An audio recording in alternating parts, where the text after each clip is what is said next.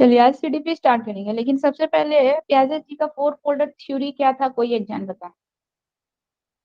प्याजे जी का four folder theory क्या था? मैम क्या था? संवेदीय पेशीय पेशीय अवस्था हम्म और पूर्व सक्रियात्मक हम्म और भूल गए मैम। मूर्त मूर्त सक्रियात्मक और अमूर्त सक्रियात्मक। ऐसे बताइएगा आप लोग, एज के साथ हम बताएंगे आप लोगों को। प्लस जी मैम। उसका इंग्लिश नेम, अंग्रेजी में उसका क्या कहते हैं वो। हम पहले वाला जो समय पेशीय अवस्था को सेंसरी मोटर स्टेज कहते मोटर हैं। स्टेज, हाँ। कब से कब तक का? दूसरा वाला का मैम प्री स्टेज क्या था मैम? पहले सेंसरी मोटर स्टेज जो है कब से कब तक का समय? वो 0 से 2 साल तक था। दूसरा? प्री 0 से 7। प्री क्या था ma'am? Pre operational operate pre stage था दो सौ ऑपरेशनल सात साल स्टेज 2 से 7 साल के बाद।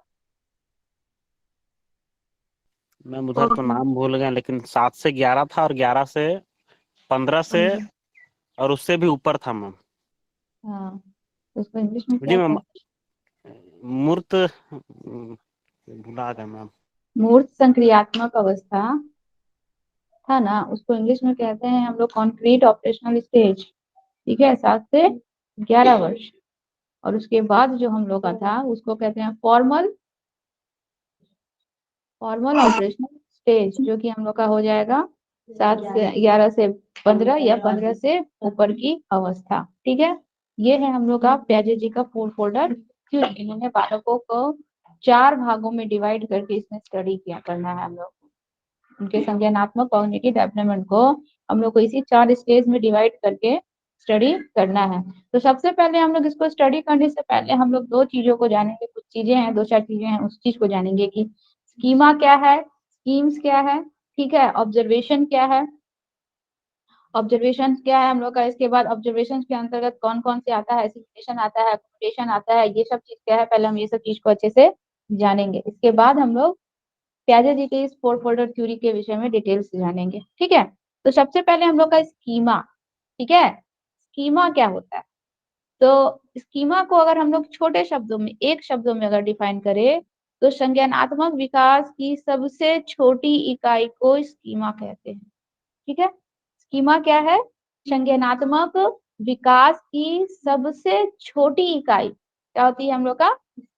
स्कीमा होती है। स्कीमा क्या है? वही चीज है जो संज्ञानात्मक विकास है ना। माइंड में जो कुछ भी हम लोग एक्टिविटी कर रहे हैं, सोच रहे हैं, विचार रहे हैं, चिंतन कर रहे हैं, तर्क कर रहे हैं, कल्पना कर रहे हैं, कुछ क्रिएट कर रहे हैं, ये सब की सब चीजें हम लोग का क्या है? स्कीमा है। ये सब का सब हम लोग का स्कीमा के अंतर्गत आएगा। मैम ठीक है, वो स्कीमा या क्या बोल रहे हैं मैम? स्कीमा। स्कीमा। स्कीमा क्या है? विनीता जी, आप लास्ट क्लास में नहीं जुड़ी थी? कट गया था मैम, लिंक नेटवर्क।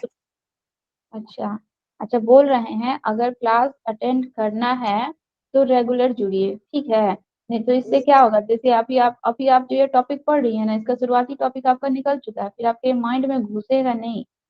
इसीलिए जो भी क्लास कर रही है रेगुलर क्लास। यस ठीक है, मैम। ठीक। तो अभी हम लोग जान रहे हैं स्कीमा क्या होता है। हम लोग प्याजे जी का कॉग्निटिव डेवलपमेंट पढ़ रहे हैं, संज्ञानात्मक विकास पढ़ रहे हैं, उसमें हम लोग को पहले जानना है क्या कि स्कीमा होता क्या है। ठीक है, तो स्कीमा हम लोग क्या बोले? संज्ञानात्मक विकास की सबसे छोटी इकाई। किसी भी चीज के प्रति जो हम लोग का समझ, संज्ञानात्मक विकास का परिभाषा क्या दिए थे? समझ का निर्माण, यही ना बोले थे। जी संज्ञान मैम। का मतलब क्या होता है? समझ, किसी भी समझना। चीज के प्रति। तो हम लोग मान रहे हैं कि हम लोग का सीटेट क्या है, सीटेट के प्रति हम लोग का क्या समझ बन रहा है कि सीटेट क्या है? सेंट्रल टीचर एलिजिबिलिटी टेस्ट है। इसके अंतर्गत हम लोग को क्या होता है?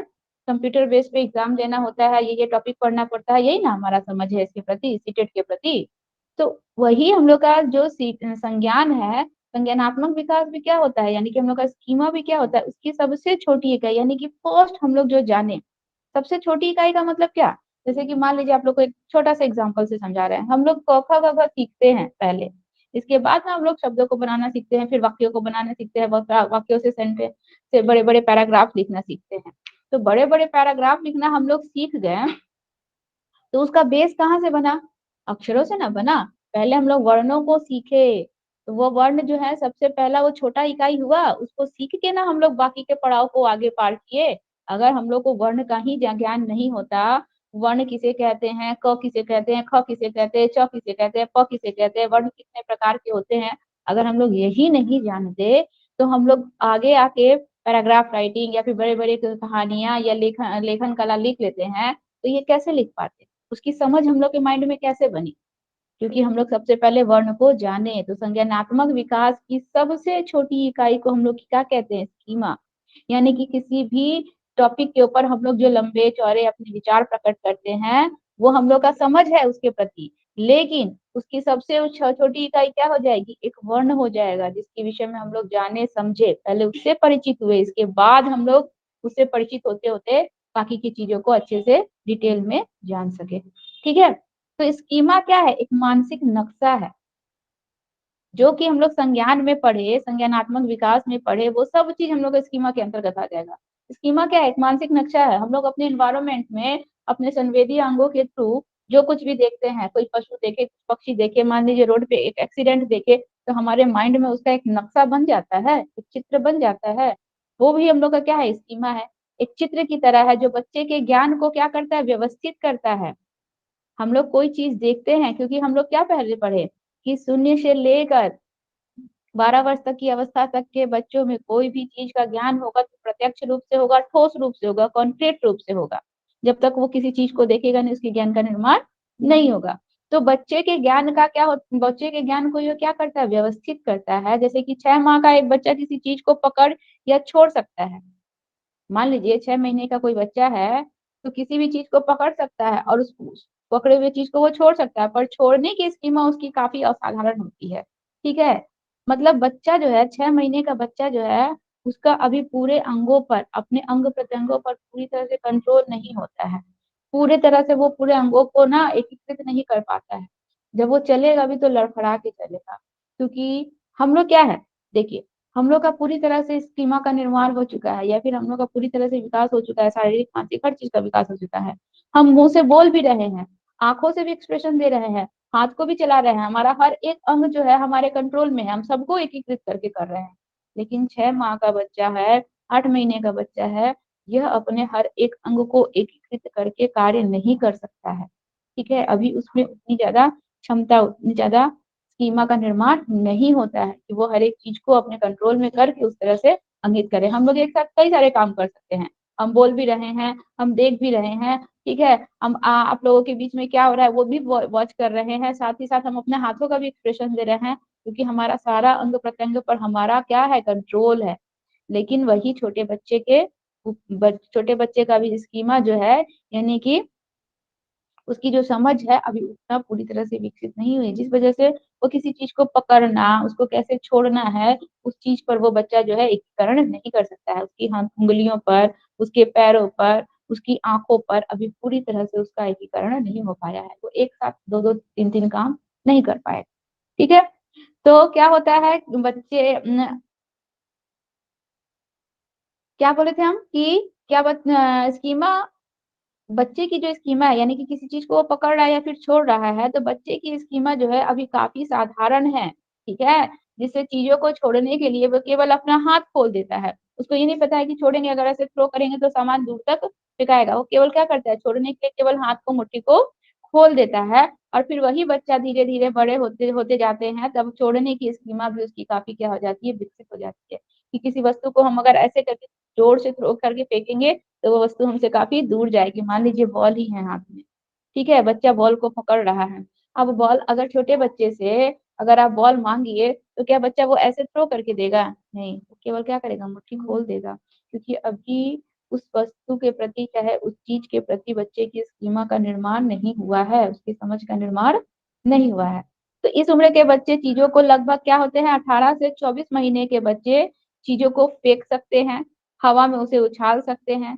कब से कब तक के बच्चे? अब बच्चे की उम्र बढ़ गई, 18 से 24 महीना का बच्चा, यानी कि लगभग हम लोग का 1 साल से ऊपर का बच्चा हो गया। तो अब जो बच्चा है किसी चीज को क्या करेगा, पकड़ सकता है, उसको अच्छे से फेंक सकता है, उसको छोड़ सकता है, हवा में उछाल सकता है। तो जल्द ही बच्चे का स्कीमा क्या होता है, धीरे धीरे धीरे धीरे बच्चे का स्कीमा जो है डेवलप्ड होने लगता है। ठीक है, और अपनी छोटी छोटी स्कीमा को विकसित करके ही बच्चा क्या करता है, एक नई स्कीमा का निर्माण निकालता है। किसी छोटी छोटी चीज पे उसका स्कीमा बना, ठीक है, जैसे कि हम लोगों का स्कीमा पहले क पे बना। अच्छा ये क है, क से कबूतर, फिर ख पे बना, ख है, ख से खरगोश, ग है, ग से गमला। ठीक है, ठीक है, इस तरह से छोटे छोटे शब्दों का हम लोगों ने स्कीमा बनाया, हमारे माइंड में उसका एक नक्शा बना, का एक प्रारूप तैयार हुआ, और इसके बाद हम उसी छोटे छोटे अक्षरों को जोड़कर एक पहले शब्द बनाना सीखे।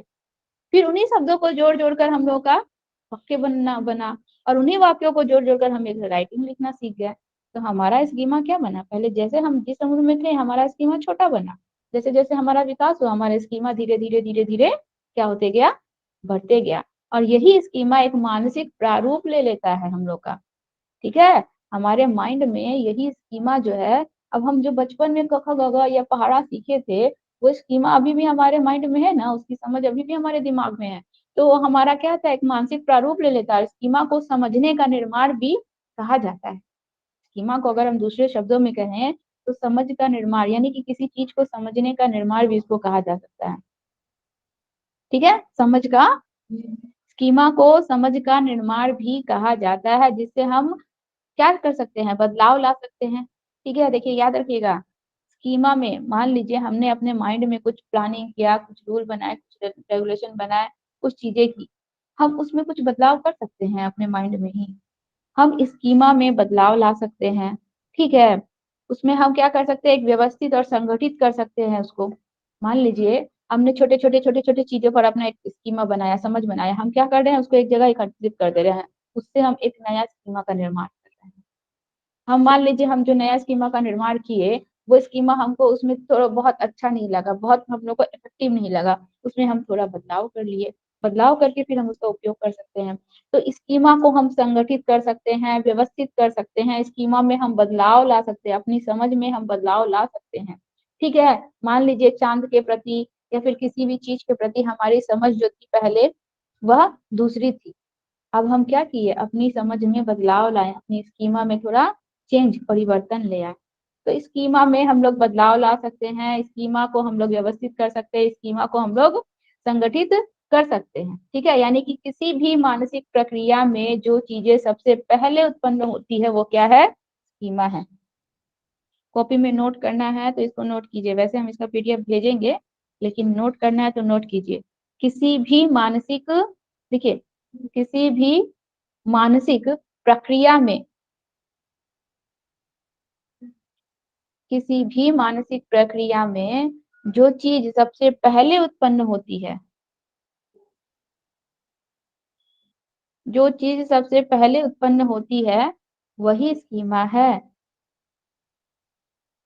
ठीक है, मान लीजिए हम लोग किसी प्रोजेक्ट वर्क पे हम लोग को काम करने के लिए दे दिया गया, मान लीजिए हम लोग को स्कूल से कोई असाइनमेंट ही मिला, तो हम लोगों में सबसे पहले हम लोगों को क्या पता चला कि असाइनमेंट है, इसको पूरा करना है। ठीक है, हमको उसका पूरा डिटेल्स नहीं पता है, सबसे पहले हमको जो उसका ज्ञान हुआ कि एक असाइनमेंट है, हम लोग को कॉपी बनाना है और कॉपी में उस असाइनमेंट को लिखना है, ये जो हमारा सबसे पहला ज्ञान हुआ असाइनमेंट के प्रति, वही हम लोग का क्या है, स्कीमा है।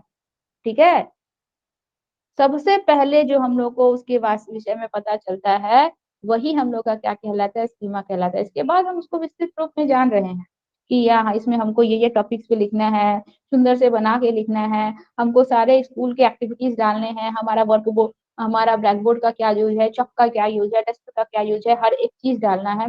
वो सब चीज हमारा बाद में बन रहा है, लेकिन सबसे पहले हमको क्या है कि हमको क्या बनाना है, बीएड कर रहे हैं तो हमको एक लेसन प्लान तैयार करना है। ठीक है, 45 से 45 हमको एक लेसन प्लान कॉपी में रेडी करना है और रेडी करके स्कूल में या कॉलेज में सबमिट करना है। तो वो हमारा सबसे पहले क्या है, जो ज्ञान हम लोग को मिला, सबसे पहला जो जानकारी हमको मिली वही हमारा क्या है, सीमा है। ठीक है, एक और स्कीमा की परिभाषा है, इसको नोट कीजिए आप लोग। देखिए, अनुभव से प्राप्त ज्ञान को, ये स्कीमा की परिभाषा है, स्कीमा किसे कहते हैं? अनुभव से प्राप्त ज्ञान को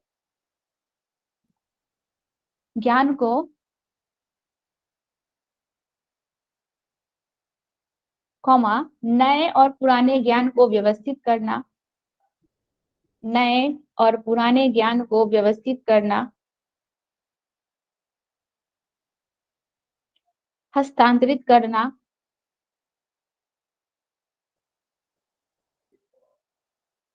नए और पुराने ज्ञान को व्यवस्थित करना, हस्तांतरित करना, ये सभी मानसिक प्रक्रियाएं स्कीमा कहलाती हैं। ये सभी मानसिक प्रक्रियाएं स्कीमा कहलाती है। ठीक है, यानी कि हम लोगों ने जो कुछ भी एक्सपीरियंस किया है पहले, ठीक है, मान लीजिए हम लोग बीएड किए हुए हैं, मान लीजिए हम लोग को जो है, हम लोग अभी जूम मीटिंग पे क्या कर रहे हैं, क्लास अटेंड कर रहे हैं। हमको पहले जो है क्लासरूम का अनुभव है कि क्लासरूम में जब टीचर्स आते थे तो हम लोग खड़े होके उसको विश करते थे। तो आप लोग अपने उस अनुभव का इस जूम मीटिंग में उपयोग कर रहे हैं। हमारे आते ही आप लोग हमको गुड मॉर्निंग विश करते हैं, चाहे गुड इवनिंग विश करते हैं ना। वही पुराने अनुभव को ना यहाँ पे आप लोग अपना रहे हैं। ये आपके लिए क्या है, एक नया एक्सपीरियंस है। जूम मीटिंग पे क्लास करना आपके लिए एक नया एक्सपीरियंस है, लेकिन आपका पुराना एक्सपीरियंस, आपके क्लासरूम का एक्सपीरियंस भी आप यहाँ पे क्या कर रहे हैं, इस्तेमाल कर रहे हैं। टीचर्स के आने पर आप उसको गुड मॉर्निंग या गुड आफ्टरनून करके विश करते हैं, ठीक है। या फिर किसी क्वेश्चंस पे डाउट होने पर उसको क्लियर करते हैं। क्लासरूम में भी ऐसे ही करते थे ना। ऐसा नहीं ना कि जूम मीटिंग पे है, वीडियो ऑफ है, कुछ नहीं कर रहे हैं तो आराम से जो मन सो कर रहे हैं, नहीं। आप क्लासरूम वाले नियम कानून को यहाँ पे क्या कर रहे हैं, फॉलो कर रहे हैं। तो यहाँ पे वही बोल रहा है, स्कीमा क्या है हम लोग का, अनुभव से प्राप्त ज्ञान को नए और पुराने ज्ञान को व्यवस्थित करना। हमारा जो नया अनुभव है और हमारा जो पुराना अनुभव है, हम दोनों ही अनुभव को क्या करेंगे, व्यवस्थित करेंगे और उससे एक नया एक्सपीरियंस निकालेंगे, उससे एक नया अनुभव निकालेंगे। ठीक है, हम चाहें तो मान लीजिए, जैसे कि आप लोग को एक एग्जांपल, एक जूम मीटिंग पे हम लोगों ने कभी भी क्लास नहीं किया था, इसका एक्सपीरियंस हमें नहीं था। हम लोगों ने अपने क्लासरूम के एक्सपीरियंस को यहाँ पे क्या किया, हस्तांतरित किया। हम लोगों ने स्कूल में, कक्षा में, क्लासरूम में जिस तरह से क्लास अटेंड किया था, उस चीज को हम लोगों ने हस्तांतरित किया कि टीचर्स आएंगे तो सामने बुक्स होना चाहिए, उनको ग्रीट करेंगे, हम लोग good morning good afternoon wish करके ग्रीट करेंगे। ठीक है, क्वेश्चन डाउट होने पे उनसे क्वेश्चन पूछेंगे। वही ना अपने पुराने चीजों को आप लोगों ने यहाँ पे हस्तांतरित किया। तो यहाँ पे हस्तांतरण भी हो रहा है, ट्रांसफर भी हो रहा है। ये सभी के सभी मानसिक प्रक्रियाएं हम लोग का क्या कहलाती है, स्कीमा कहलाती है। क्लियर हुआ या नहीं? स्कीमा क्या है, ये चीज क्लियर हुआ? संज्ञानात्मक यस मैम। विकास की सबसे छोटी इकाई स्कीमा कहलाती है। और स्कीमा को हम लोग संगठित कर सकते हैं, स्कीमा को हम लोग व्यवस्थित कर सकते हैं, स्कीमा को हम लोग हस्तांतरित कर सकते हैं, स्कीमा में हम लोग बदलाव ला सकते हैं।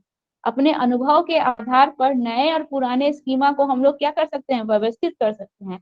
ये सभी हम लोग का स्कीमा है। स्कीमा है क्या, एक मानसिक मैम, प्रारूप है। हाँ बोलिए। स्कीमा को क्या बदलाव कर सकते हैं, संगठित कर सकते हैं, और क्या बोले मैम? स्कीमा में हम लोग बदलाव, हम लोग कुछ भी स्कीमा बना रहे हैं, अपने माइंड में कुछ किसी चीज के प्रति समझ बनाए हैं, हम चाहें तो उसमें कुछ चेंज ला सकते हैं। ठीक है, उसमें हम बदलाव ला सकते हैं। अपने पुराने अनुभव को नए अनुभव में हम लोग जोड़ सकते हैं। ठीक है, या फिर मान लीजिए हस्तांतरित करना, यानी कि ट्रांसफर करना। हमारे सामने कोई नया प्रॉब्लम फेस हो गया, हम उस नए प्रॉब्लम से ना पहली बार फेस कर रहे हैं, हमको समझ में नहीं आ रहा है क्या करें। हम अपने पुराने एक्सपीरियंस को यहाँ पे क्या करेंगे, ट्रांसफर करेंगे। अपने पुराने एक्सपीरियंस से इस नए समस्या का हम क्या कर रहे हैं, यहाँ पे समाधान कर रहे हैं, यानी कि हस्तांतरण कर रहे हैं। ठीक है, समझ में आया? नए ज्ञान को पुराने जी मैम। ज्ञान से जोड़ना, हस्तांतरित करना। किसी नई परिस्थिति में हमें समस्या का समाधान नहीं किया जा रहा है तो अपने पुराने अनुभव को हम लोग इसमें ट्रांसफर कर दिए, उसमें कुछ बदलाव ले आना, ये सब हम लोग का स्कीमा है। और स्कीमा एक मानसिक प्रारूप है। संज्ञानात्मक विकास की सबसे छोटी इकाई क्या होती है, स्कीमा होती है। इतना क्लियर हुआ? स्कीमा समझ में आ गया? जी मैम। अब देखिए स्कीम्स क्या होता है। वो था स्कीमा, संज्ञानात्मक विकास की सबसे छोटी इकाई स्कीमा। अब होता है स्कीम्स, इन दोनों से क्वेश्चन आता है और प्राय सबसे ये सब ऐसा टॉपिक है ना संज्ञानात्मक विकास की, जिससे हर बार हर सेशन में क्वेश्चन आता ही आता है। ओके, ध्यान से समझिएगा। स्कीम्स क्या होता है अब बताइए। तो स्कीम्स, हम लोग स्कीमा क्या बनाए, संज्ञानात्मक विकास की एक छोटी इकाई स्कीम, स्कीमा बना। स्कीम्स क्या होता है पता है, हम लोग अपने माइंड में किसी चीज के लिए स्कीम बनाते हैं। चलो आज एक स्कीम बनाते हैं कि हम लोग जो है सीटेट की तैयारी योजना मैम, करेंगे ना। हाँ, योजना।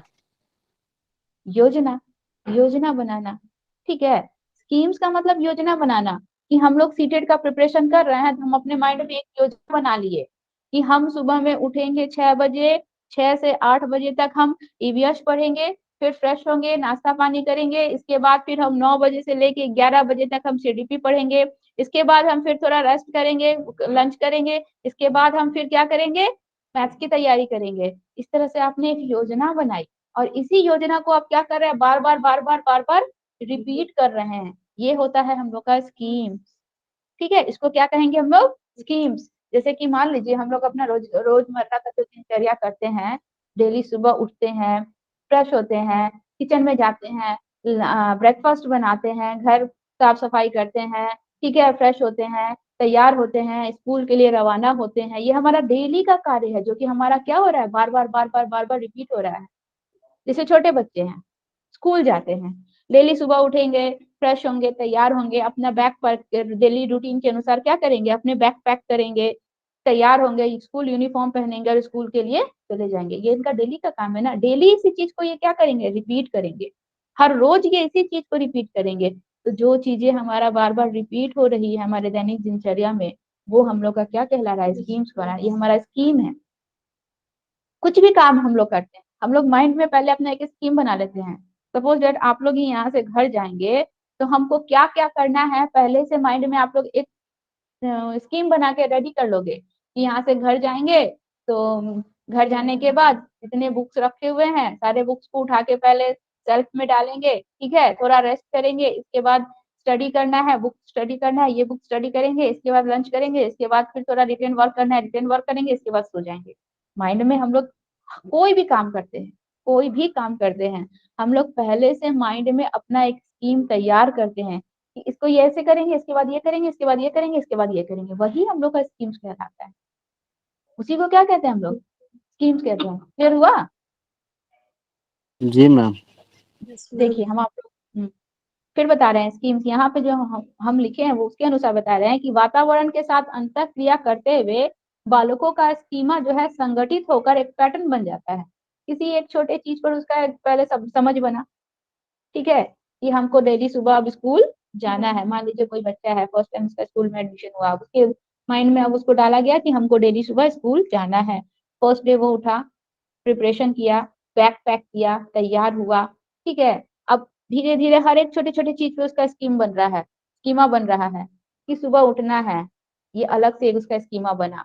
बैग पैक करना है, अलग स्कीमा बना, ठीक है। बस पकड़ना है, स्कीमा बना। स्कूल में जाके स्टडी करना है, स्कीमा बना।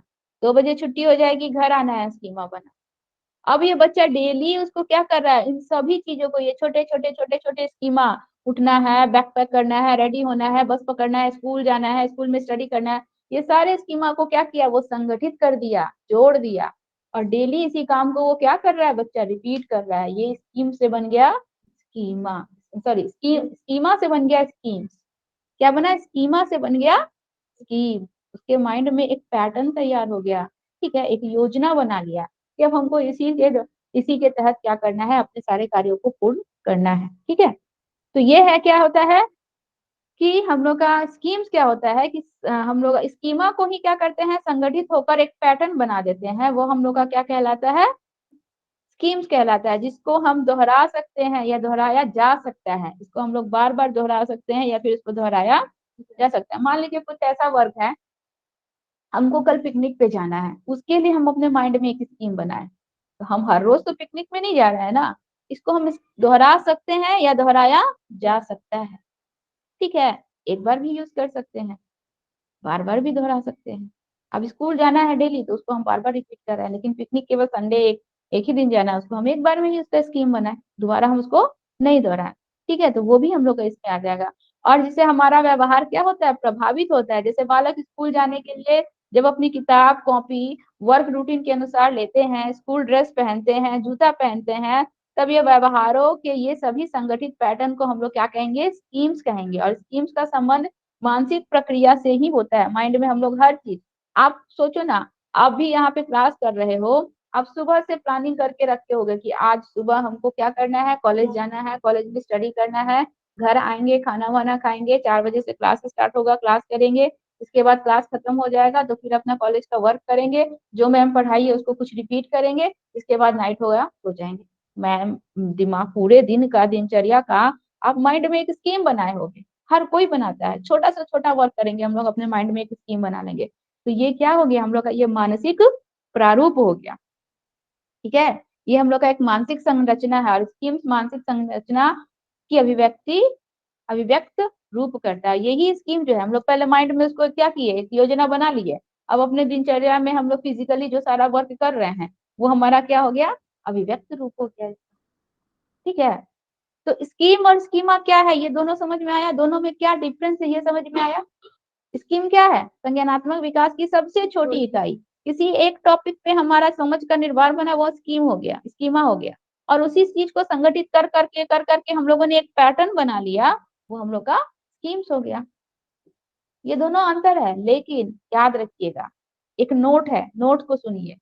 स्कीम और स्कीमा दोनों को हमको सीटेड में एक ही मान के चलना है। ठीक है, क्वेश्चन चाहे स्कीम से आए चाहे स्कीमा से आए, ऑप्शन में अगर स्कीम दिया है तो स्कीम को ही टिक कर देंगे, ऑप्शन में अगर स्कीमा दिया है तो स्कीमा को ही टिक कर देंगे। ठीक है, ऑप्शन में कभी भी स्कीम और स्कीमा दोनों नहीं रहेगा, या तो एक ही रहे, चाहे क्वेश्चन स्कीम से आए चाहे स्कीमा से आए। ऑप्शन में मान लीजिए क्वेश्चन स्कीमा से आ रहा है और ऑप्शन स्कीम्स दिया है तो स्कीम को ही टिक कर देंगे, और क्वेश्चन स्कीम से आ रहा है और स्कीमा ऑप्शन में दिया है तो स्कीमा को ही टिक कर देंगे। दोनों को मैम हमको सीटेड में, हाँ बोलिए। जो अभी बोले स्कीम मानसिक क्रिया को अभिव्यक्त क्रिया हाँ, है। हम लोग और माइंड में जो कुछ भी योजना बनाए उसको फिजिकली वर्क करके और दिखा रहे हैं ना। स्कीम का क्या बताएं मैम? यही तो स्कीम है। स्कीमा हम लोग का क्या है, संज्ञानात्मक विकास की, वो भी मानसिक प्रारूप ही है, स्कीमा भी मानसिक प्रारूप ही है, लेकिन वह सबसे छोटी इकाई, वो हम लोग वो का प्रारूप है और कॉग्निटिव। ये अभिव्यक्त करता है ना मैम? हाँ, वो क्या है, वो सबसे छोटी इकाई है, और ये पूरी इकाइयों को संगठित करके क्या करता है, हमारे व्यवहार में वो दिखाता है। हम लोग फिजिकली उसको करके उस चीजों को दिखा रहे हैं, उस पे हम केवल अपना एक समझ का निर्माण कर रहे हैं, और उसको हम लोग संगठित करके क्या कर रहे हैं, एक पैटर्न बना के उसको अपने व्यवहार में डेली की दिनचर्या में यूज कर रहे हैं। इसको हम लोग दोहरा सकते हैं, दोहरा भी सकते हैं, दोहरा नहीं भी सकते हैं। उसमें हम लोग उसको हम लोग संगठित कर सकते हैं, उसको हम लोग व्यवस्थित कर सकते हैं, उसमें हम लोग परिवर्तन ला सकते हैं, उसको हम लोग हस्तांतरित कर सकते हैं। हमारे अनुभव से वो चीजें क्या होती है, हमारे अनुभव से नए और पुराने ज्ञान को हम लोग उसको व्यवस्थित कर सकते हैं, सीमा को। ठीक है, लेकिन आप दोनों में अंतर मत समझिए।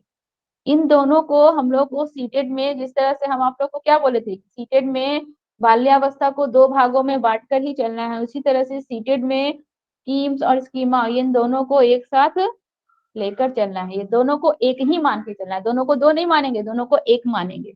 दोनों एक ही है, दोनों में से किसी से भी क्वेश्चन आए, स्कीम अगर ऑप्शन दिया तो स्कीम को टिक कर देंगे, स्कीमा अगर ऑप्शन दिया तो स्कीमा को टिक कर देंगे। ठीक है, इतना ध्यान में रहेगा। देखिए, दिया हुआ है, एक नोट है कि कुछ ऑथेंटिक बुक्स में स्कीम्स और स्कीमा में बहुत ज्यादा अंतर नहीं किया गया है।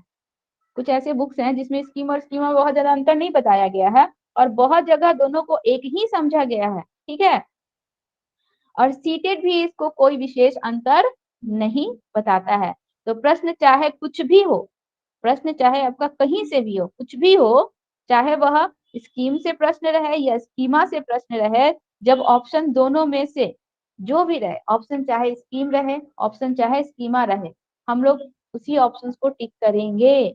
दोनों को एक ही मानकर चलना है। ऑप्शन में स्कीम रहे तो स्कीम को टिक कर देंगे, ऑप्शन में स्कीमा रहे तो स्कीमा को टिक कर देंगे। दोनों को कभी भी अलग अलग लेकर नहीं चलना है। ओके, क्लियर हुआ? जी मैम। स्कीम और स्कीमा क्लियर हुआ, इसमें कोई डाउट नहीं है। ये यस एक टॉपिक है, इससे क्वेश्चन आता ही आता है, इसको ध्यान में रखिएगा आप लोग। गायत्री जी, कोई प्रॉब्लम है? No ma'am. होने से बोलिएगा, ऐसा नहीं कि सब यस यस कर रहे हैं तो आप भी उसमें भेड़ की तरह यस कर दीजिएगा। आपको प्रॉब्लम होगा पूछिएगा, ठीक है, और शर्माने की बात नहीं है, नहीं डाउट होगा तो पूछिएगा। हम लोग अगला टॉपिक पे जा रहे हैं। अब हम लोग समझेंगे अनुकूलन यानी कि एडेप्टेशन किसे कहते हैं। आप लोग अनुकूलन पढ़े होंगे साइंस में, अनुकूलन क्या होता है, एडेप्टेशन क्या होता है। हम लोग अपने एनवायरमेंटल में जहाँ रहते हैं, जिस वातावरण में रहते हैं, उसके अनुसार हम लोग क्या होते हैं, ढल जाते हैं। जैसे कि ठंडे प्रदेश में रहने वाले इंसान जो है ठंडे वातावरण को अडेप्ट कर लेते हैं, गर्म प्रदेश में रहने वाले गर्म वातावरण को अडेप्ट कर लेते हैं। तो अडेप्टेशन हम लोग का साइंस के अनुसार यही ना है, अडेप्टेशन, ठीक है। यहाँ पे एडेप्टेशन दूसरा हो जाए, देखिए अनुकूलन या एडेप्टेशन बोल रहा है कि पियाजे जी के अनुसार बालकों में वातावरण के साथ सामंजस्य करने की एक जन्मजात क्षमता होती है। यानी कि जब एक शिशु जन्म लेता है ना, तो वो अपने इन्वायरमेंटल में बहुत जल्दी अपने आप ही एडजस्ट हो जाता है। पियाजे जी क्या बोलते हैं कि बालक जो है अपने वातावरण के साथ अंतःक्रिया करके स्वयं ही अपने ज्ञान का निर्माण करता है बिना किसी की मदद के। पियाजे जी बालकों को एक नन्हा अन्वेषक कहते हैं ना। उनका यह भी कहना है कि बच्चों में अपने वातावरण के साथ एडजस्टमेंट करने की जन्मजात क्या होती है, क्षमता होती है। हम लोग भी, हम लोग गर्म प्रदेश के हैं। आप किसी एनिमल को देखिएगा ना, अब ठंडे प्रदेश में रहने वाला हम लोग का भालू है और गर्म प्रदेश में रहने वाला भालू है। वो लोग अपने इन्वायरमेंट के अनुसार अपने आप को क्या कर लेते हैं, अडेप्ट कर लेते हैं वहाँ के इन्वायरमेंट को। वो लोग हम लोग हर कोई प्राणी, हम मनुष्य भी जिस एनवायरनमेंट में रहते हैं, जैसे माहौल में रहते हैं, उसके अनुसार हम लोग क्या करते हैं, उसमें अनुकूलित हो जाते हैं, उसमें ढल जाते हैं, ठीक है। तो प्याजे जी क्या कहते हैं कि बच्चों में अपने वातावरण के साथ सामंजस्य स्थापित करने की जन्मजात क्षमता होती है, ठीक है। जिसे अनुकूलन हम लोग क्या कहते हैं, जिसको हम लोग क्या कहेंगे, अनुकूलन कहेंगे। प्याजे जी के अनुसार व्यक्ति एकत्रित बौद्धिक सूचना का वर्गीकरण करता है, यानी कि अपने इन्वायरमेंट में जो कुछ भी वो सूचनाएं ग्रहण कर रहा है उसको पहले सबसे पहले माइंड में क्या कर रहा है, स्टोर कर रहा है, और जिससे वह अपने बाह्य जगत की परिस्थितियों के अनुरूप सहज और स्वाभाविक ढंग से उचित व्यवहार करता है, ठीक है। मान लीजिए हम अपने आसपास जो रह रहे हैं, हमारे आसपास का वातावरण बहुत गर्म वातावरण है, हम लोग गर्म प्रदेश में रह रहे हैं, ठीक है। पेड़ पौधे हैं, हवादार वृक्ष हैं, ठीक है, पशु पक्षियां हैं, जीव जंतु हैं। हम इन सब चीजों को क्या किए हैं, अडॉप्ट किए हुए हैं। लेकिन मान लीजिए अगर हम ही को उठा के आप अमेरिका या कश्मीर जैसे एरिया में रख दोगे, वहां पे क्या है, चाहे लद्दाख, हम चले लद्दाख बोल रहे हैं, हम चले जाए दुबई, दुबई जैसा एरिया में जहाँ की मौसम, इसी को हम लोग कहते हैं एडेप्टेशन। यानी कि पियाजे जी क्या कहते हैं कि बच्चों में अपने वातावरण के साथ अडॉप्ट होने की जन्मजात क्षमता होती है, ठीक है। तो परिस्थितियों के अनुसार सहज और स्वाभाविक ढंग से उचित व्यवहार करना, ठीक है। हमारे सामने जैसी परिस्थितियां हैं उसके अनुसार हम लोग क्या करते हैं, अपने व्यवहार में परिवर्तन लाते हैं। यानी कि हम लोग क्या कर रहे हैं, एडजस्टमेंट कर रहे हैं वहां पे, ठीक है। हम लोग वहां पे क्या कर रहे हैं, एडजस्टमेंट कर रहे हैं। परिस्थितियां, घर का माहौल कभी बहुत ज्यादा खराब हो जाता है, तो हम लोग उस समय भी क्या करते हैं, एडजस्टमेंट करते हैं, घर के माहौल के अनुसार अपने आप को ढाल लेते हैं। या फिर घर का माहौल दूसरी तरह हो गया तो उसके अनुसार हम लोग एडजस्टमेंट करते हैं। तो ये हम लोग का क्या है, एडजस्टमेंट है, इसी को हम लोग क्या कहते हैं, अनुकूलन, ठीक है। तो इसमें बोल रहा है कि व्यक्ति को जन्म से क्रियाशील तथा निरंतर सूचना प्राप्त करने वाला प्राणी, यानी कि active and information processing being कहा गया है मनुष्यों को। मनुष्य क्या होते हैं, जन्मजात, निरंतर उनको जन्म लिए हैं बच्चे, और जन्म लेने के तुरंत बाद से ही उनको कुछ ना कुछ सूचनाएं मिलती रहती है। वो व्यक्ति जो है कुछ ना कुछ क्रियाशील होके कुछ ना कुछ एक्टिव वर्क करते रहता है। वो सब हम लोग का क्या है, व्यक्ति के स्वभाव में शामिल होता है, ठीक है। तो अनुकूलन, ये हम लोग का था अनुकूलन। हम लोग किसी भी माहौल में, किसी भी परिस्थिति में अपने आप को ढाल लेते हैं और उसके अनुरूप हम लोग व्यवहार करने लगते हैं। अब प्याजे जी जो है इस अनुकूलन को दो भागों में डिवाइड कर रहे हैं, ठीक है। ध्यान से सुनिएगा, प्याजे जी इस अनुकूलन को दो भागों में डिवाइड कर रहे हैं। एक होता है हम लोगों का आत्मसात्करण, क्या होता है, आत्मसात्करण, और दूसरा होता है हम लोग का समायोजन। पहला आत्मसात्करण और दूसरा समायोजन। आत्मसात्करण का ही दूसरा नाम होता है हम लोगों का सम्मिलन। आत्मसात और सम्मिलन, ये दोनों एक ही है। इसको इंग्लिश में कहेंगे एसिमिलेशन। इंग्लिश में क्या बोलेंगे, एसिमिलेशन, अनुकूलन को प्याजे जी दो भागों में डिवाइड कर रहे हैं। पहला आत्मसात्करण या सम्मिलन, उसी का नाम है, इसको इंग्लिश में कहते हैं एसिमिलेशन। और दूसरा है हम लोग का समायोजन या समाविष्टीकरण। ठीक है, दूसरा को क्या कहेंगे? समायोजन या समाविष्टीकरण, जिसको कहेंगे एकोमोडेशन। इंग्लिश में क्या कहते हैं? एकोमोडेशन। नाम इसका जरूरी नहीं है कि आपको समायोजन या समाविष्टीकरण ही दे देगा या फिर आत्मसात्करण या सम्मिलन ही देगा, नाम इसका और भी घुमा के दे सकता है, इसलिए इंग्लिश नाम याद रखिएगा। इंग्लिश में समायोजन को कहेंगे आत्मसात्करण या सम्मिलन को कहेंगे एसिमिलेशन, और समायोजन या समाविष्टीकरण को कहेंगे एकोमोडेशन। ये दोनों नाम इंग्लिश नेम आप लोग को याद रखना है, क्योंकि इसमें और तीसरा और चौथा नाम भी वो लोग दे देता है, सीटेट बहुत डिफिकल्ट नाम दे देता है। इंग्लिश नाम फिर से बोलिएगा मैम। आत्मसात्करण या सम्मिलन को कहते हैं assimilation. Spelling ma'am? ASSIMILATION,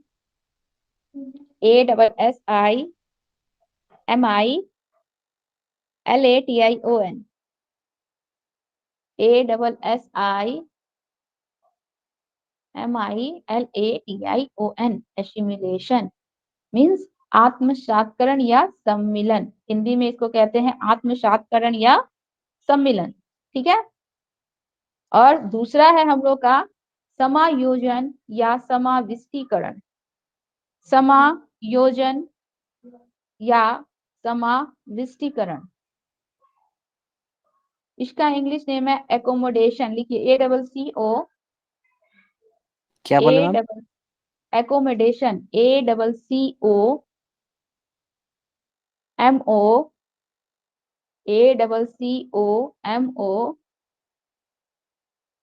DATION, accommodation.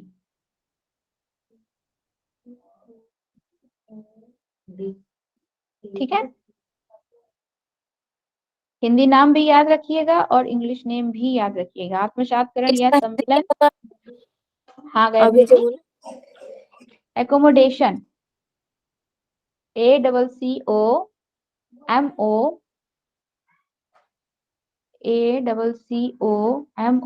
DATION।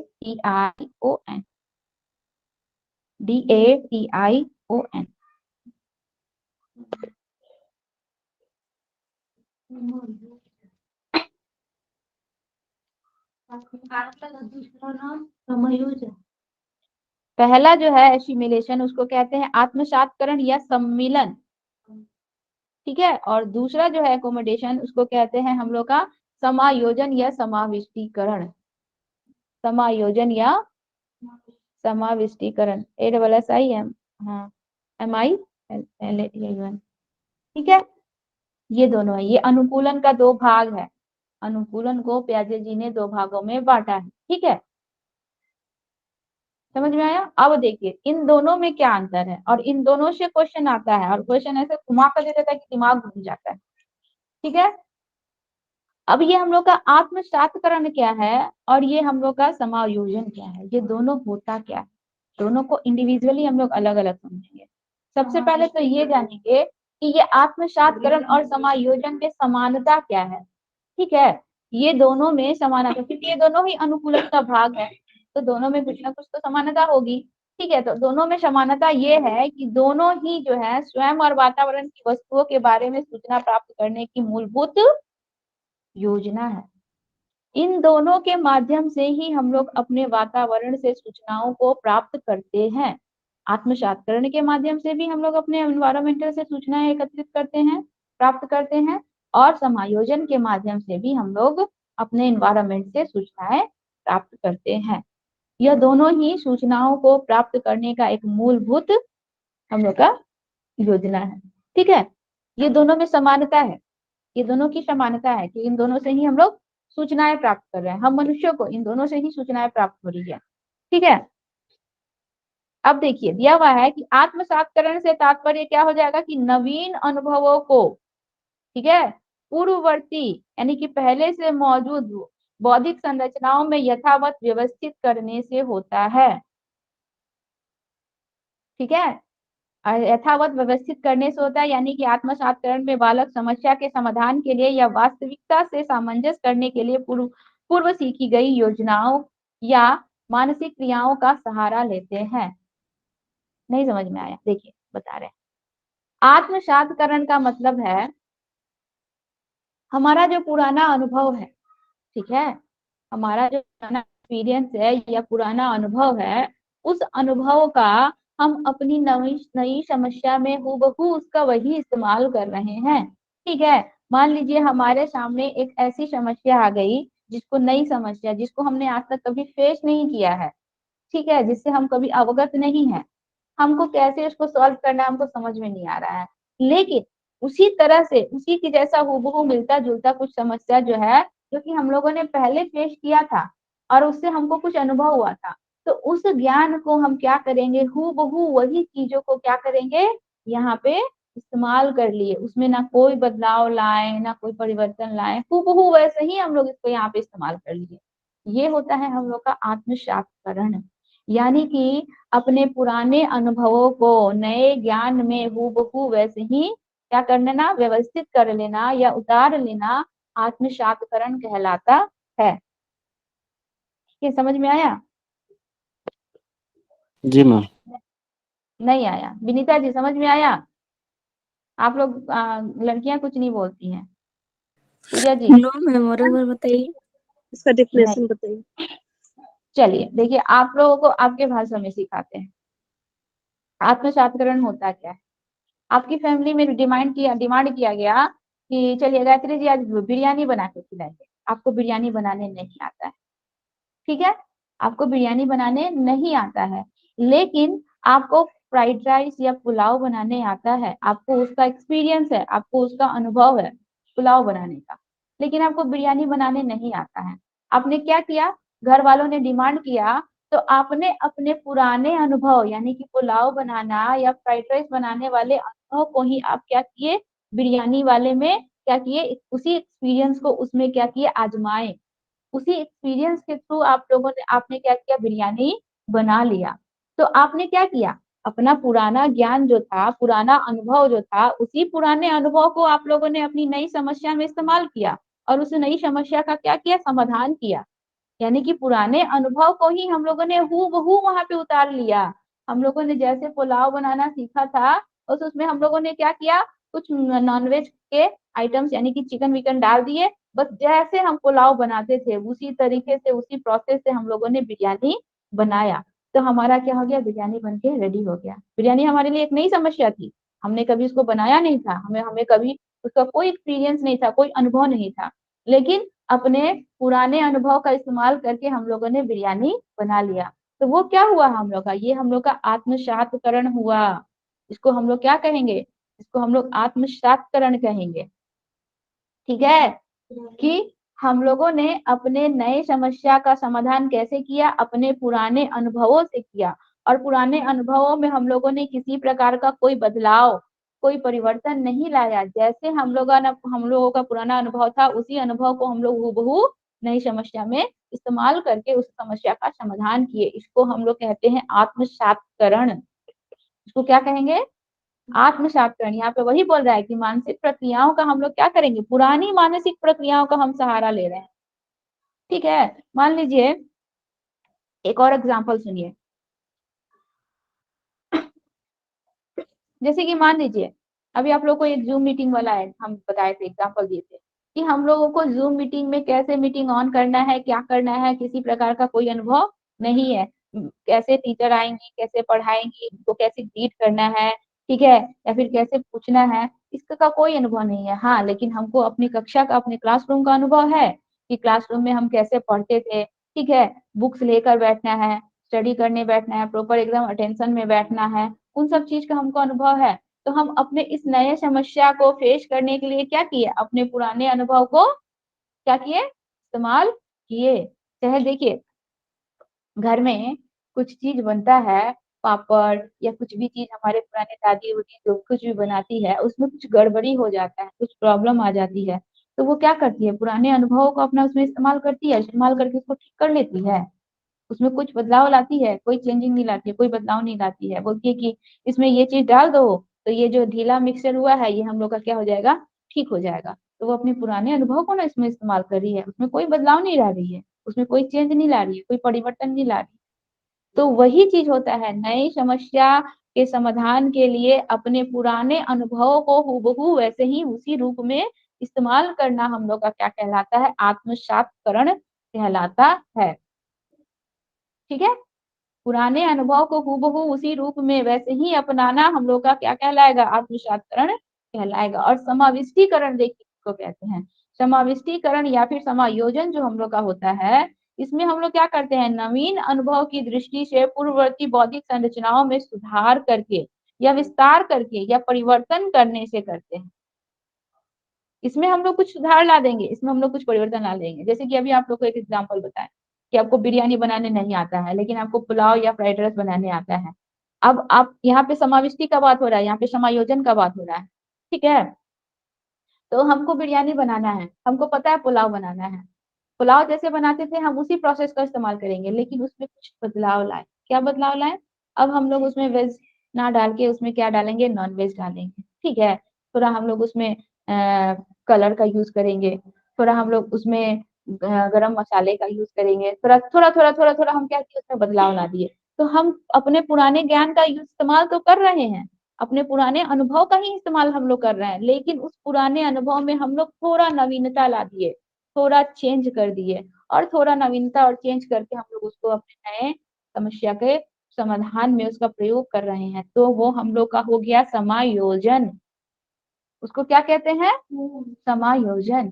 जैसे कि एक लड़की अपने घर में अपने परिवार में जिस प्रकार से रहती है, अपने घर के सभी लोगों के हाव भाव व्यवहार नेचर से सबसे परिचित है, लेकिन जब वो ससुराल जाती है तो वो लड़की जो है क्या करती है, उसको क्या लगेगा कि पहले हमारे घर में हमारे मम्मी पापा सब जैसे हैं उसी प्रकार से ये लोग भी होंगे। लेकिन क्या है, सब उसी वैसे ही होते हैं, नहीं। उसको, उस लड़की को उस माहौल के अनुसार अपने पुराने अनुभव में थोड़ा बदलाव लाना पड़ता है। पापा के साथ वो हंस के बातें कर सकती है, बैठ सकती है। ठीक है, बीमार पड़ने पर पापा हेल्प कर सकते हैं। अब वहां पे गई वो लड़की तो क्या है, ससुर से बात नहीं करेगी, उनके सामने सिर पे आंचल लेके रहेगी। ठीक है, बीमार पड़ने पे भी काम, थोड़ा बदलाव लाए, अपने पुराने अनुभव को ही इस्तेमाल की वो, लेकिन उसमें थोड़ा बहुत चेंज लाके, थोड़ा बहुत परिवर्तन लाके वो वहां पे क्या की, एडजस्ट होने की कोशिश, वो वहां पे अपना एडजस्टमेंट का कोशिश की। वो हम लोग का क्या हो जाएगा, समायोजन या समाविष्टीकरण। ठीक है, इसको क्या कहेंगे हम लोग, समायोजन या समाविष्टीकरण। क्लियर हुआ। यस उसमें मैम। उसमें हम लोग कुछ सुधार ला सकते हैं, उसको चाहे तो हम लोग उसमें कुछ ऐड कर सकते हैं। समायोजन में हम चाहे तो कुछ ऐड कर सकते हैं, ठीक है, कुछ उसमें सुधार ला सकते हैं, कुछ उसमें परिवर्तन ला सकते हैं। ये हम लोग का हो जाएगा समायोजन। और आत्मसात में हम लोग कुछ नहीं कर रहे हैं, हमारा जो पुराना एक्सपीरियंस है, पुराना ज्ञान है, उसी ज्ञान का हम लोग क्या कर रहे हैं, इस्तेमाल कर रहे हैं। ठंडी का दिन आ गया, तीसी का लड्डू बनता है, तो हमारी दादी नानी, हम पहली बार तीसी का लड्डू बनाना सीखे हैं, बनाने बैठे हैं।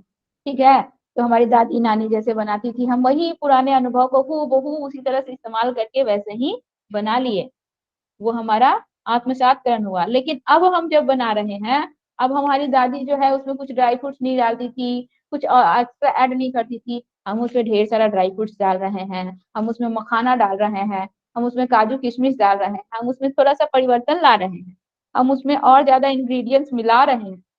वो हम लोग का हो गया समायोजन। ठीक है, आप लोग बोलेंगे कि मैम खाली खाने का ही बात कर रही है। ये समझ में आया आप लोगों को। Yes ma'am. ज्यादा समझ में आता है मैम। हाँ, खाने वाला आइटम ज्यादा समझ में आता है, नहीं चिकन वाला ज्यादा समझ में आया मैम। चिकन वाला ज्यादा समझ में आया। अच्छा ठीक है, आपसे चिकन का ही एग्जाम्पल देंगे। ठीक है, तो ये हम लोग का क्या हो गया, समायोजन हो गया। ठीक है, तो यहाँ पे बोल रहा है कि ये बौद्धिक संरचनाओं को परिवर्तन करने की प्रक्रिया है। हमारा बौद्धिक संरचना, हमारा माइंड में जो सेट है उसमें हम लोगों ने क्या लिया, थोड़ा सा बदलाव कर लिया। ठीक है, जिससे नवीन अनुभव अथवा ज्ञान को उचित ढंग से हम लोग क्या कर सकते हैं, व्यवस्थित किया जा सकता है। दूसरे शब्दों में अगर हम लोग समाविष्टीकरण या फिर समायोजन को जानेंगे तो वो क्या समझेंगे कि जिसके द्वारा व्यक्ति अपने नए अनुभव और ज्ञान के अनुसार अपनी पुरानी स्कीमा में बदलाव करता है। हमको कुछ नया अनुभव हो रहा है, कुछ नया एक्सपीरियंस हो रहा है, उससे हम अपने क्या कर रहे हैं, पुराने ज्ञान में थोड़ा सा बदलाव ला रहे हैं, या फिर कुछ चीजों को थोड़ा सा उसमें जोड़ दे रहे हैं, या फिर पुरानी स्कीमा में कुछ नवीनीकरण कर रहे हैं। ठीक है, पहले के लोग जो थे बहुत क्या थे, ब्रॉड माइंडेड नहीं थे। घर में बहू आएगी, इसको घूंघट में रखना है, ये करना है, वो करना है, ऐसे रहना है, किसी से बात नहीं करना है, हंसना नहीं है। लेकिन अब के लोग क्या हैं, नए समाज में रह रहे हैं, आधुनिक युग में रह रहे हैं, पढ़ी लिखी बहुएं आ रही है। अब क्या है, वो अपने नवीन पुराने स्कीमा में थोड़ा सा नवीनीकरण ला रहे हैं, नवीनीकरण को अपना रहे हैं। ठीक है, नए चीजों को पैटर्न को फॉलो कर रहे हैं। तो बहू आ रही है तो उसको इतना ज्यादा रिस्ट्रिक्शन में नहीं रख रहे हैं, उसको जॉब जॉब करने जाने दे रहे हैं। बहुत ज्यादा सिर पे आंचल रखना है, किसी से बात नहीं करना है, हंसना नहीं है, बहुत ज्यादा रिस्ट्रिक्शन नहीं रखना है। तो वो नवीनीकरण को अपना रहे हैं, नई चीजों को अपना रहे हैं, अपनी पुरानी स्कीमा में क्या कर रहे हैं, बदलाव कर रहे हैं, मेंटलिटी में बहुत ज्यादा चेंजेस ला रहे हैं। तो वो हम लोग का क्या हो जाएगा, समायोजन। हम लोग नए समाज के अनुसार अपने आप को एडजस्ट करने की कोशिश करते हैं। ठीक है, ये हो गया हम लोग का समायोजन और समाविष्टीकरण। इन दोनों में अंतर समझना बहुत ज्यादा जरूरी है। ठीक है, आगे देखिए बोल रहा है कि जीवन के नए अनुभवों का अनुकूलन करते समय व्यक्ति पहले अपने सभी अनुभव और सूचनाओं को पहले से विद्यमान बौद्धिक संरचनाओं में आत्मसात करने का प्रयास करता है। हमारा जितना भी एक्सपीरियंस है, हमको कुछ भी चीज का एक्सपीरियंस है, ठीक है, एक छोटा बच्चा ही है, आप लोग को तवा वाला एग्जाम्पल बताए थे कि उस बच्चे को क्या हो गया था, उस तवे पे, गर्म तवे पे हाथ रखा, हाथ जल गया। चाहे मान लीजिए एक बच्चा है, छोटा बच्चा पहले किसी भी चीज को जानते हैं, टेस्ट करता है ना, किसी भी चीज को मुंह में लेके टेस्ट करता है। वो खिलौना है, वो खेलने की सामान है, वो खाने की सामान है, वो फेंकने की सामान है, जो भी चीज है वो मुंह में ही लेके वो चीज को जांच परख करने की कोशिश करता है बच्चा। तो एक छोटा बच्चा जो है, करेले को मुंह में ले लिया, करेले को मुंह में लेके काटा, उसको कैसा एक्सपीरियंस होगा, उसको जो एक्सपीरियंस हुआ, दोबारा फिर वो बच्चा जो उस चीज को करेगा, अब तो उसको करेले का अनुभव हो गया ना, दोबारा उसको करेला दीजिए, चाहे मिर्चा, पहली बार बच्चा मिर्चा देखा, मुंह में लिया, काट लिया, उसको तीखा लगा, दोबारा उस बच्चे को करेला या फिर तीखा मिर्चा दीजिएगा, वो बच्चा कभी भी उस चीज को अपने मुंह में लेगा, नहीं लेगा। उसको अनुभव हो गया, उसको ज्ञान हो गया, और अपने पुराने अनुभव को क्या कर रहा है, इस नई समस्या के साथ क्या कर रहा है, नवीनीकरण कर रहा है। वो जान गया कि ये तीखा है, इसको मुंह में लेंगे तो हमको तीखा लगेगा, वो कतई उसको मुंह में नहीं लेगा। ठीक है, अपने पुराने अनुभव को वो वहां पे क्या कर रहा है, इस्तेमाल कर रहा है, उसको वो प्रयोग में ला रहा है। तो ये हो गया हम लोगों का हूबहू जब अपना रहा है तो हो जाएगा आत्मसातकरण, और अगर उसमें थोड़ा बदलाव करके कर रहा है तो हो जाएगा हम लोग का समायोजन। ठीक है, तो यदि उसे लगता है कि ऐसा करना संभव नहीं है, ठीक है, देखिए क्या बोल रहा है, पहले क्या करता है बालक, जो हम लोग हर कोई, आज भी हम लोग, हमारे सामने कोई नई समस्या या नई परेशानी आ जाती है तो हम अपने पहले पुराने एक्सपीरियंस के द्वारा ही उसको हल करने की कोशिश करते हैं। लेकिन जब हम देखते हैं कि केवल पुराना एक्सपीरियंस को उसमें आजमाने से उस समस्या का समाधान नहीं निकल रहा है, तब उसके बाद हम लोग उसमें कुछ बदलाव लाते हैं, कुछ परिवर्तन लाते हैं, या कुछ विस्तार करते हैं, या फिर कुछ नया ऐड करके उसका समाधान करने की कोशिश करते हैं। हर कोई, हम लोग, आप लोग देखिएगा, हर रोज हम लोग को लाइफ में कोई ना कोई ऐसा डिफिकल्टी, ऐसा हम लोग सामने कोई ऐसा समस्या आ जाता है, फेस करना रहता है, जिसके लिए हम लोग पहले अपने पुराने एक्सपीरियंस को आजमाते हैं। पुराना एक्सपीरियंस अगर काम आ गया तो ठीक है, अगर पुराना एक्सपीरियंस काम नहीं आया तब हम लोग उसमें कुछ बदलाव लाएंगे, कुछ जोड़ेंगे, कुछ चेंज करेंगे, ठीक है, कुछ और अधिक विस्तार करेंगे, तो उसका समस्या का समाधान। ये दो चीजें हम लोग अपने लाइफ में निरंतर डेली इसका इस्तेमाल करते ही करते हैं। ठीक है, आप लोग अपना आजमा के देखिएगा, डेली हम लोग इस चीज का उपयोग करते हैं या नहीं करते हैं। ठीक है,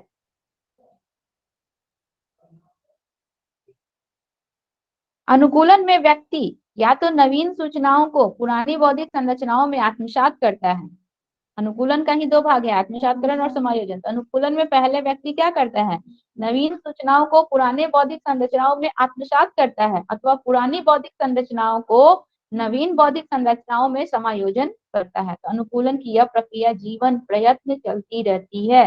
हमारे डेली के लाइफ में, डेली के जीवन में यह घटना निरंतर चलती ही रहेगी। अभी तो देखिए ये गया रहता, नहीं नहीं, के हाथ से रखे, और ये अभी गिरा, अभी ये गिरा, और हम लोग तुरंत जो एकदम झटके से एक्टिव हुए, ये हमारा पुराना एक्सपीरियंस था। हम लोग तुरंत एक्टिव हुए कि हम लोग को पता है कि अगर ये चीज गिरेगा जमीन पर तो यह टूट जाएगा, इसीलिए हम लोग तुरंत दोनों ही एक्टिव हुए और इसको पकड़े। ठीक है, और अगर मान लीजिए यहाँ से स्लिप होके नीचे गिरता तो हम लोग जो और थोड़ा एक्टिव हो जाते, हाथ पैर इधर उधर करते, तो वो हम लोग का समायोजन हो जाता। ये हम लोग का था आत्मसातकरण, वो हो जाता समायोजन।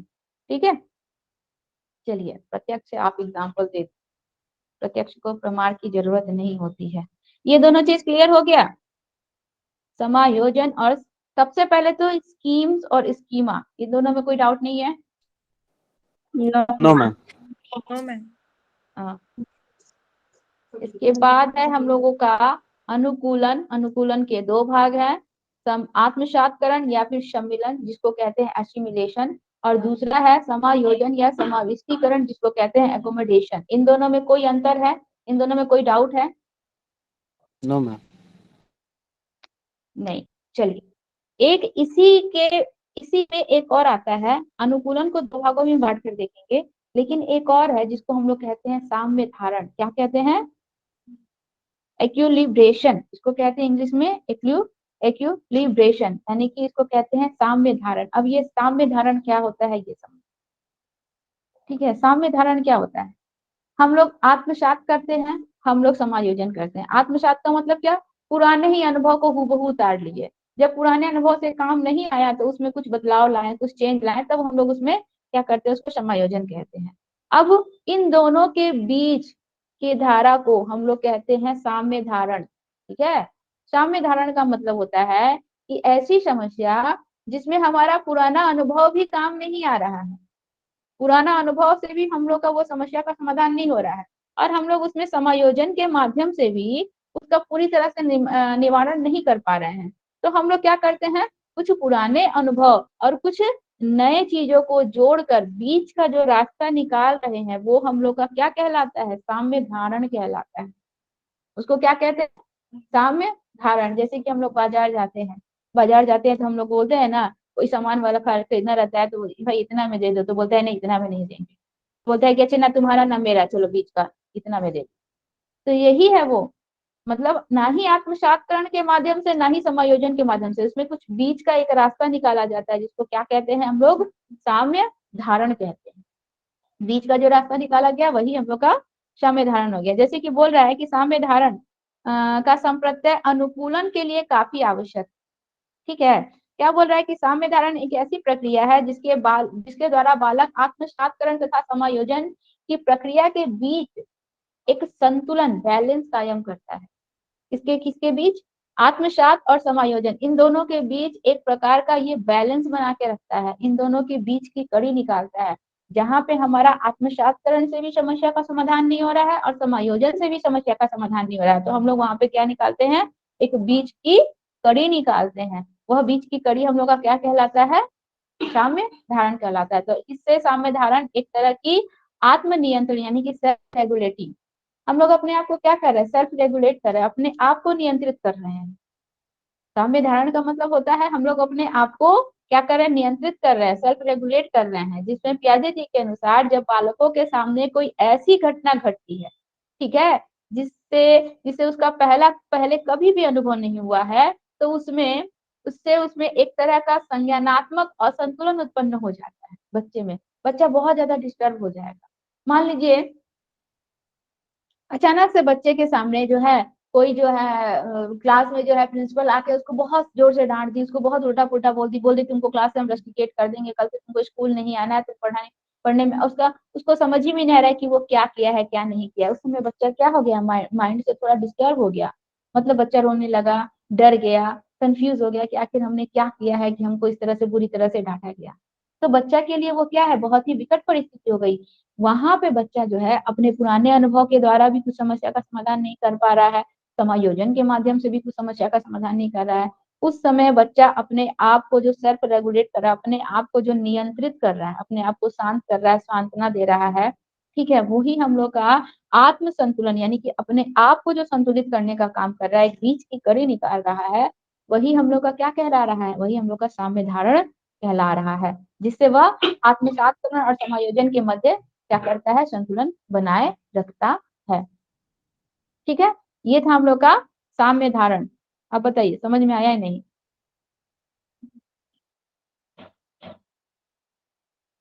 बोलिए।